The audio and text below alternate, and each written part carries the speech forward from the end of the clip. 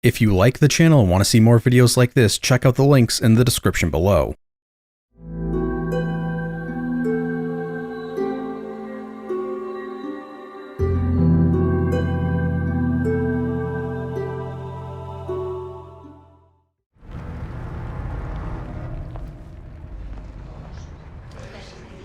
Okay, it's game time.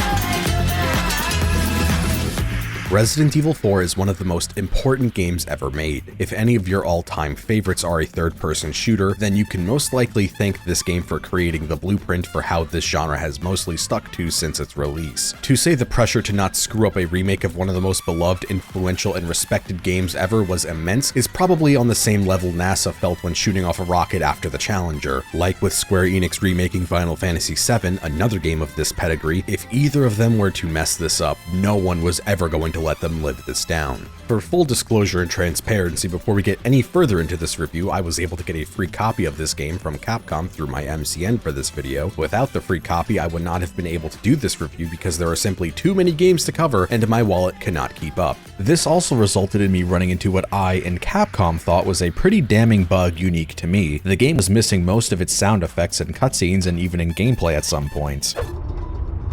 So tell me, young kid, why did you come to this horrible place? As close to nowhere that I've ever seen.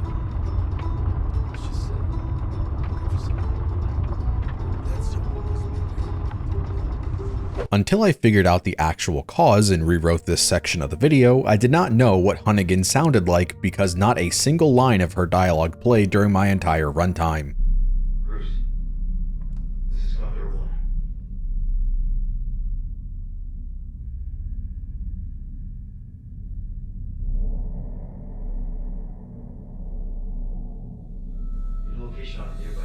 The only character whose audio I consistently heard was Ashley. Okay. Seriously? Just bought this. The rest of the cast either played no audio or was weirdly muffled. You can stop right there, Leon.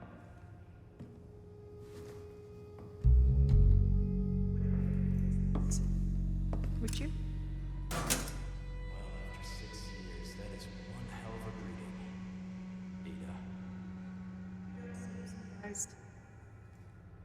Interesting. I never heard any of Leon's in-game audio, but the game would quiet all other sounds for when it would play, and the subtitles would show up.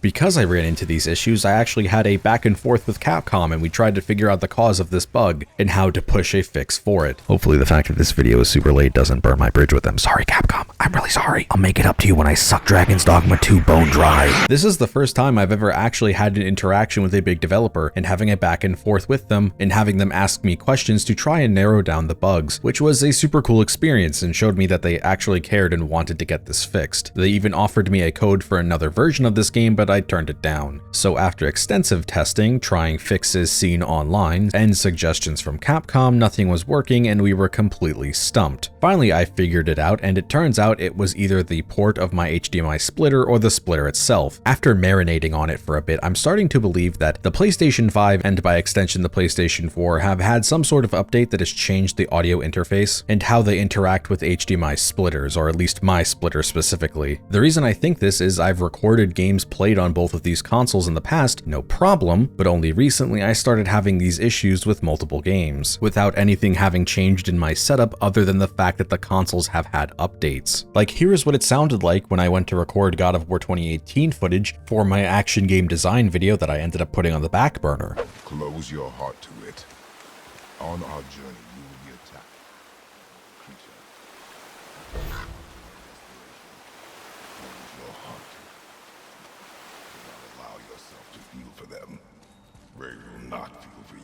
Before figuring this out and being able to properly hear the game, I still had planned to recommend RE4 Remake because I did like the game, but I was going to say to stay away from the PlayStation 5 version because you should not waste $70 to possibly run into this bug, and if this was your only option, then to purchase it at your own risk. But now that I do know that it was my splitter's fault with either how the audio is formatted or some other technical reason beyond my understanding, I want to put this out there in case anyone else runs into the same problem that I did and was not able to find anything useful online, as suggested fixes like changing settings did nothing for you. While having my back and forth with Capcom trying to figure out this issue, I actually could not wait to play more and went ahead and did my entire first playthrough of the game because the game was simply too fun to just put down and allow it to collect dust while waiting for a patch. It sucks that even Capcom can't seem to escape the game launch woes that so many big studios are experiencing now, but unlike Callisto Protocol, which was completely broken in all aspects, from performance issues to combat not working as intended, to many more things I'll get into in its own dedicated video if I ever end up making it, RE4 Remake worked as intended outside of this audio issue, which we now know wasn't its fault, and was a fun game to play from the get-go, unlike Callisto Protocol. Resident Evil 4 Remake felt like a complete package, whereas Callisto felt like it was something that should have been labeled as early access or delayed another year or two so the devs weren't getting crunched like Daigo's Cheez-Its, having to patch basic features in months after the release like New Game Plus. Granted, Capcom themselves added mercenaries in a later patch, which is the second time they've done something like this, as DMC5 did not launch with Bloody Palace and only got it a month later, so their crunching conditions are probably no better. The biggest difficulty I've had in writing this review, which has caused me to perseverate over it for months, is this notion in the back of my mind that has been nagging me this whole time. Sure, this game is amazing, but how much of it is because they had one of the best games ever made to copy their answers from the test? I still hold the stance that I want Capcom to stop remaking their games and just make new ones in the style of the originals, or at least the third-person ones, because they have yet to prove to me that they can make a game like the classic Resident Evil games being just as replayable without being outright remakes or reimaginings of the classic game's formula, because as much as I like Resident Evil 7 and 8, my drive to replay them is non-existent compared to the original 4 games, as RE7 and RE8 feel so hand-tailored to that amazing first experience, where subsequent playthroughs only made me realize the smoke and mirrors of these games' scripting, really de-elevating a lot of sequences because of that. Of the 3 Resident Evil remakes, this one is by far my favorite, and I think strikes a happy middle ground between what the previous 2 were both trying to go for without either of their weaknesses. It has the familiarity feeling and wanting to invoke the source material like Resident Evil 2 Remake, but without the fumblings of some integral things like the scenario system, while also having the reimagining and new sequences of the RE3 Remake without going too far and feeling like we are getting less of a game and really missing what was cut because there wasn't anything else to fill the void. Stuff is missing and stuff is gone, but it still feels like Resident Evil 4, which is a victory in my book. Obviously, there are changes and exclusions that I do not like, which we'll eventually get into, but as a whole, the experience is a net positive. It for sure does not replace the original, and if I see any of you fuckers acting like the original is unplayable, I will personally Clockwork Orange you until you could thoroughly enjoy tank controls and stop crying about, "Ooh, the clunky." The biggest difference that Resident Evil 4 has compared to other remakes, which is usually the thing that I take the biggest amount of issue with, is preservation of the originals. Resident Evil 4 is a unique case where it might have more ports than fucking Skyrim, with the Wii version coming soon to my smart toothbrush, and the GameCube version coming to my CPAP machine because the letterboxing fits the screen. It's not a case like Yakuza 1 and 2, or even Resident Evil 1 through 3, where there is no way to play any of these on modern hardware in English. The last playable location for the original Resident Evil trilogy is the PlayStation 3 store, which Sony has made increasingly hard to buy stuff on since they bent the knee of not shutting it down. Yakuza 1 and 2 are still only on the PlayStation 2 since we did not get the HD version for the PlayStation 3 and Wii U. As is tradition with me, I will always come to bat and praise RE's amazing settings when they are present. Since making the RE engine, Capcom has been hitting it out of the park with being able to fine-tune their games, but Resident Evil 4 Remake is taking it even further. Being able to turn off the flashing red vignette when your health is low is great, something that I wish every game had. Having multiple different colors for your bioscope versus the regenerators is great for those who need it. Being able to fine-tune your aiming sensitivity is really nice, even though I was still terrible at aiming come the end of the game. I initially started my first playthrough on hardcore because it said, and I quote, "for people who have played the original RE4 in 2005, and boy did that game not prepare me for this, as it kicked the ever-loving shit out of me at first. I haven't touched a modern third-person Resident Evil game since my last video on RE3 Remake 3 years ago, so some of this could be a little bit of rust, but the movement that the zombies of Resident Evil 2 Remake had, which made it hard to headshot consistently, felt like it was refined even more here, so every 80-year-old Spanish granny looked like Neo in The Matrix. I was in for a rude awakening in the first hour because enemies do not go down as easy as they did in the original, and the village sequence was way more populated with dudes even spawning right out of the closets like they spent the last hour in the motel corner chair. For the Resident Evil 2 Remake, the way they made zombies shuffle made it so getting headshots was a lot harder than it was in the previous third-person games. Hell, hitting them in general was all around harder until you got the hang of it. Maybe it's because I haven't touched one of these games in 3 years, but it feels like they made it even harder to hit your enemies because they move around even more in more sporadic ways. In the opening hour or so, it was a lot harder for me to fight enemies because the foliage did not dither, so my screen would be filled with leaves rather than the enemies. I've talked about it a lot in the past, but as visual fidelity goes up, visual clarity has taken a sharp downturn. Enemies blend in with the environment so much pre-getting to the castle. Sometimes it's actually intentional, like this one combat arena before getting to the village, where it's the only time that the villagers try to get the drop on you. The fight in the canyon was a nightmare for this, where I could hear the enemies repeating the same lines over and over again while throwing dynamite at me, but I can't fucking find them. It even happened in a basic non-combat segment post the fight with El Gigante. It took me longer than it realistically should have to spot the dog because it blended in with the quarry stone so much, at least in my eyes. It has me wondering maybe I am colorblind in some cases. This is something that I do miss about the visual language of older games, where specific things were colored and lit in a way that you could tell that they were interactable, or at the very least to guide you. Now we just splash everything with this garish yellow paint as a band-aid solution because graphics are way more important, sadly. Where detail with graphics and visual clarity may be annoying, the game has a lot of cool and cute little details that I really appreciate. For example, Leon will hold his guns in different poses depending on the range enemies are to you. Enemies having friendly fire makes combat hilarious at times when they are completely bumbling over each other in an attempt to kill me. There was one instance where the Matador's hammer blocked an incoming flying hatchet. Some of the larger enemies, like the Matador with their 360 spin attack, can even rip their allies that are too close to them apart, so it can be real fun to train them around, reminiscent of Call of Duty Zombies. Being able to crouch under attacks and throwable objects is such a small inclusion that has so far been my favorite thing added to the gameplay. I know you could dodge things in the original, but that was a QTE, which is different than actually having to manually do it yourself. I never would have thought such a small detail would drastically change the combat in such a big and positive way for me. I always got just a little dopamine rush where I go, oh shit, and decide that I don't want to parry to save my knife and instead just duck out of the way of an attack. Probably my favorite little detail and quality of life thing added to the game is the lines that the merchant tells you, which are basically telling you, hey, we're about to be at a point of no return. You should go do and collect anything else you can before you get locked out of it. I always really appreciate when games do this. It's unfortunate that for the final one, it tells you a little too late, so I was unable to get to the throne room on my first playthrough. The way Ashley's health works in this game is different from the original. Instead of having a health bar like yours, where you have to share your healing items between the two of you, she will be put into a down state when taking damage and you'll need to go over to her and pick her up, kinda like Call of Duty Zombies. If she takes damage again in this state, then you get a game over. Overall, I think it works better for the balance of this game because I think it would be way too frustrating if you had to share the health items between the two of you with how tanky enemies are. The only time I ever had an issue with this system is during the fire catapult segment, where if she got knocked down, you would be stuck in an infinite loop of trying to pick her up, get her up, and then immediately as soon as you get control, you two would be hit again by one of the fireballs, knocking her down again and you taking damage. I found the whole Mecha Salazar segment to be pretty disappointing in the remake. It wasn't incredible in the original, but I thought this would have been an opportunity to make something really cool. I guess I should be happy it didn't turn into a shitty giant enemy standing in front of a ledge boss fight. I do like how they kept the old design, but the fact the head was just a flamethrower, it felt like it was somewhat of a missed opportunity opportunity. I didn't even realize what this was until I saw the head and I was like, wait a minute, this is supposed to be the Mecha Salazar segment? What? With how the knife works in this game and having parrying, the Krauser fight becomes really cool. I just miss the old location from the original game over this new one. I don't know what it is, it's just something about it doesn't really do anything for me. I found doing the challenges really fun, even if I can acknowledge that some of them are just busy work. Shooting the medallions was present in the original, but doing other things like having unique encounters and going around and collecting things or trying to find stuff were good additions that make this game stand out from its original. To tie in my Yakuza 1 and Kiwami 1 analogies from earlier, these feel like the Nishikiyama downfall cutscenes rather than the Majima Everywhere system, and this is something I hope they build on in future entries. This is something I would really like to see come back, especially if they end up making a Resident Evil 5 remake, which is pretty much all but confirmed at this point. As someone who has gone on record multiple times in multiple videos, in multiple posts on social media, I am sick of remakes, and I'll be very upfront that I'm very cynical about them, to the point that I was not looking forward to the release of this game, fearing that maybe it would not be that good, and that there would be no way it lives up to the original. And even as someone who is that, I ended up having the time of my life with this game, and it completely won me over. I was enjoying the game so much that even in my notes I said, as of chapter 7, the only complaints I could come up with were minor nitpicky nothing that weren't even worth talking about unless I was making the point that I had no complaints and framing it in this way like I'm doing right now. Like saying, it's a little silly that I can see through these chain link fence doors with the lock on the other side, but for some reason I can't hit them with my knife or gun and I have to go all the way around. Something that is so nitpicky, so minor, something that I would never bring up in my regular videos because it just sounds ridiculous, was all I could really mention because I was having so much fun with the gameplay. So I do think that the conclusion I have come to with what I said earlier about being unsure, is this because they have one of the best games ever made to copy the homework of, or is this a game that is good on its own merits? And I think it is. It 100% and absolutely does not replace the original. I still think you should go out and play that game first, or at the very least at some point, because sure, they do have the basis and blueprint from the original, but the game still feels great in a different but familiar way, which doesn't just magically happen on its own, because the other side of the coin is ending up like Callisto Protocol, a game that wants to be like Dead Space, so much so that entire segments just had me going, oh, we're doing this part from Dead Space 1, or oh, we're doing this part from Dead Space 2, but somehow it still managed to get so many things wrong with its gameplay that it feels like an inferior product and has me wondering, why would I ever go to play this again and not just go back to play Dead Space 1 and 2? I enjoyed the gameplay and gunplay of Resident Evil 4 Remake so much that it even made Mercenaries finally click for me, a game mode that has not interested me and not appealed to me at all in any of the previous games it's present in. Hunk is by far my favorite to play as. Second favorite is hands down Krauser. I do wish you did not have to use the TMP with him, but his awakened monster form was so fun to just slice through zombies with. I adore when games give me the gameplay of something that would normally be locked behind a cutscene or a shitty scripted QTE segment. This and the Mercenaries of RE8 have me hopeful that maybe someday we'll get a dedicated game to weird, non-conventional gameplay like this. The one I liked the least is Luis because I just felt like there was some weirdness to his movement. My only real complaint with the Mercenaries mode is that I did not like the pre-loadouts given to each character. I really wish I could just either change them in a menu, maybe unlock new weapons with the points I earn from doing these missions over and over again, or just allow me to freeform make new loadouts. Give me different guns. I don't want to use the TMP as Krauser. This gun does not feel good even in the remake. Liking the Mercenaries so much in Resident Evil 4 Remake has me considering maybe I should go back and retry all of the ones in the previous games, because maybe it has finally clicked in my head that I can enjoy them even in the earlier ones. Because I found myself continuously booting up the Resident Evil 4 Remake just to play Mercenaries for about an hour at a time, multiple times, which I could say I never did for any of the previous games.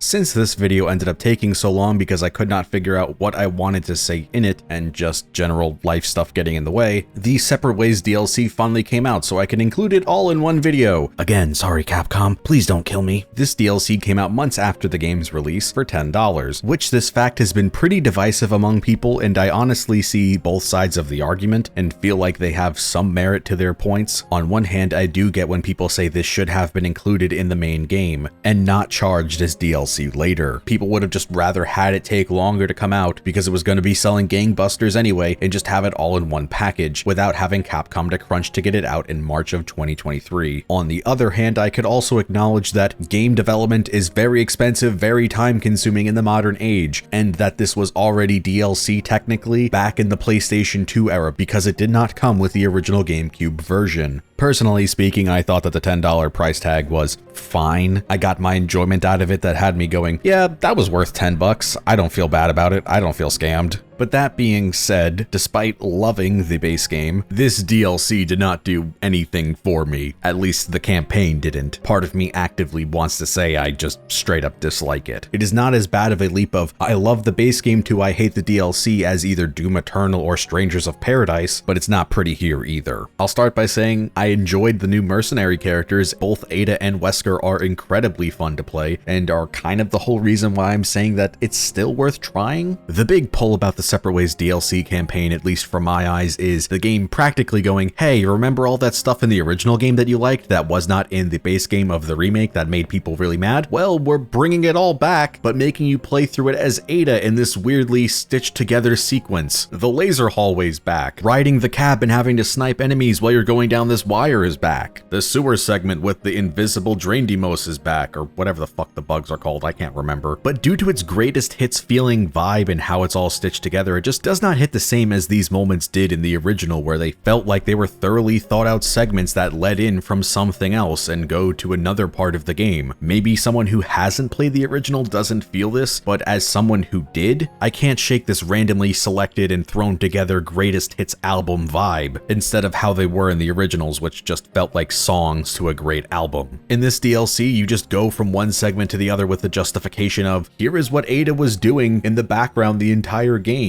And here is how and why we go from all of these segments that were completely disconnected between each other in the original, but are now point A to B to C in this DLC. The story and Ada's character as a whole is just kind of boring in this. It definitely feels overall goofier and more in line with the originals and the original game, which makes me think this is also a course correction, or at least a throwing of the bone for the people who did not like the base game of the remake and go, here is the game you wanted. But as I just stated, Ada's character did not engage me at all. I was actively bored and felt honestly nothing about her character, her plight, or any of the situations she found herself in. In this game's interpretation of the Separate Ways story, they really tried to make Ada Wong this tragic character. They tried to make her way more morally gray and more conflicted about her actions, and honestly, it did not work for me. It just felt so forced.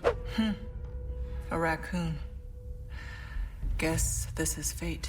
Oh my god, bro. Oh, hell no, man. The biggest positive I could give about the campaign of this DLC is that the fight choreography, the general cinematography of cutscenes is great. All of these moments look super cool. Part of me wishes that they were maybe QTEs or something at least somewhat interactable, because boy, are these boss fights not fun. Like El Gigante's fight where I'm just ziplining between these two houses until it knocks it over. The ziplining itself is fun, I just wish that they actually incorporated it more into the gameplay. Maybe have some more puzzle and platforming segments, but at least it's fun to use in combat encounters.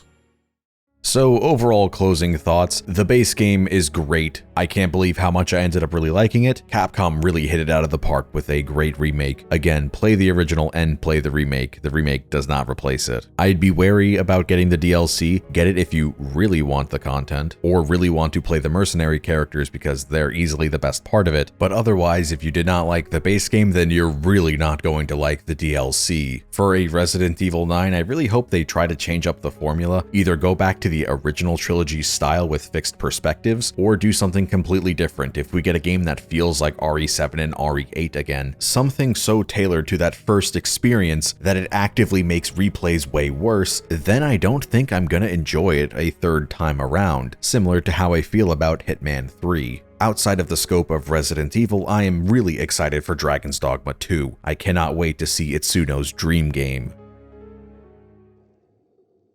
If you've made it this far into the video, I just want to say thanks for watching as always. If you really like the channel, then please consider passing the video around, leaving a like and a comment, and maybe consider becoming a patron on Patreon. All patrons get access to videos a day early, along with a $7 tier that shows rough cuts of upcoming videos, like my currently in the work anime boxing video. I'm now going to shout out all of my $5 and up patrons: Applejuice426, Skullman, Turbo Chicken, Burley, BBF in Bloxburg, Bully, Densha, Jordan Bennett, Kohai Carmen, Cosmonaut Cola, Medi Not the Bad Guy, Nemphy, Quaner, Quartz, Shisaji, That Guy, Revin, Rovit, Samuel Egan, Scary Dinosaur, Sir Newt Newt, Skullman, Walkman, Ben Johnson, Buckets, Chichometrius, Cursed Void, David Roberts, Ekfrazo, Elliot Morton, Filthy Fingers 69, Fish Kami, Hardleg Joe, Kevin Velasquez, Lazy Titan, Leon, Lotto, Lucy the Fox, Mitchell, Nicholas Pedinato, Sean the Berserker Fighter, Simply Aiden, Slemph Tingle, Starcasters, The Worstest Guy, and William Moore. Thanks so much, guys. As for what's coming out next, I still have a lot of videos in the works, including things like the Drakengard retrospective, the Armored Core series review, the Onimusha series review, which you can go view the review for the first game on Patreon if you're a $7 tier or up. There's also still a lot of other smaller projects still in the works, so to keep up to date, follow me on Twitter. That's pretty much it. I hope you enjoyed the video, and as always, thanks for watching, and see you next time.